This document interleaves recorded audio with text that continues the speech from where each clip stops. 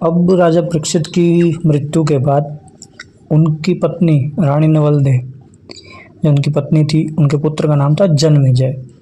वो अपने पुत्र को बताती है कि आपके पिता की मृत्यु का कारण एक सांप था। तो जन्मेजय के अंदर बदले की भावना पैदा हो चुकी थी कि किसने मेरे पिता को मारा है, जो इतने अच्छे राजा थे, प्रजापालक थे, किसने मारा है। तो उसके दिमाग के अंदर ये बात फिट हो गई थी कि भाई अब तो मुझे बदला लेना है। तो वो क्या करता है कि एक सांप सर्प योग का एक यज्ञ शुरू करवाता है, जिसमें महंतों, पुराणों, पंडितों को बुलाया जाता है और यज्ञ बहुत तगड़ा होता है। वो उसमें दुनिया भर के पृथ्वी पे जितने भी सांप थे उन सबको आह्वान किया जाता है और उनको कढ़ाई में तड़ा जाता है, आधों को यज्ञ की उसमें डाल दिया जाता है। तो भाई इससे सारे नागवंश में सांपों के उसमें त्राई त्राई बच गई। जन्मेजय के नाम से सभी सांप कांपने लगे। जब उनको पता चला कि भाई जन्मेजय, तो उनकी टांगें कांपती थी कि भाई जन्मेजय ये तो भाई मारेगा, भाई सबको मार डालेगा। तो जब ये चीज़ पता चली कि हाँ ये तो सांपों को मार डालेगा, तब जाकर एक ऋषि हुए, आस्तिक ऋषि, जिनकी माता मनसा थी, ठीक है, माता मनसा के पुत्र थे वो। उनके पिता का नाम था जरकतारु।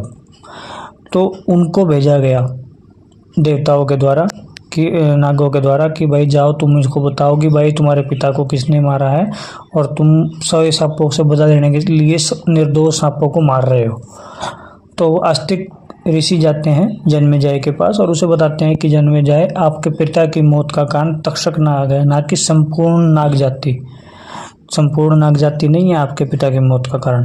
तब वो समझ जाता है, तब वो उनको छोड़ देता है बाकियों को और सिर्फ तक्षक नाग को बुलाने के लिए भेजता है कि तक्षक नाग को बुलाओ बस।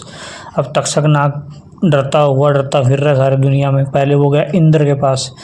इंद्र ने बोला कि तुम यहीं पे मेरे सिंहासन से चिपक जाओ, तुम्हें कोई नहीं कुछ कह सकता। तब वो देखता है कि भैया अब तो मार डालेंगे सारे के सारे ही।